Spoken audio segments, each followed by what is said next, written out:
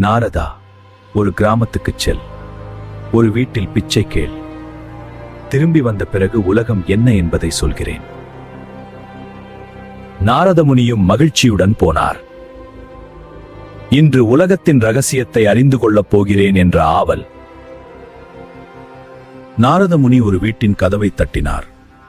கதவை ஒரு அழகிய இளம்பெண் திறந்தாள். யாரங்கே? அவ்வளவு அழகான பொன்னை அவர் முன்பு ஒருபோதும் பார்த்ததில்லை. அவளின் அழகில் அவர் மனம் மயங்கிப் போனது. இவ்வளவு அழகான பொண்ண நான் பார்த்ததே இல்லை. தான் பகவான் கிருஷ்ணருக்காக பிச்சை கேட்க வந்தது கூட மறந்துவிட்டார். பகவான் தனக்காக காத்திருக்கிறார் என்பதும் மறந்து போனது. நான் உன்னை திருமணம் செய்ய விரும்புகிறேன்.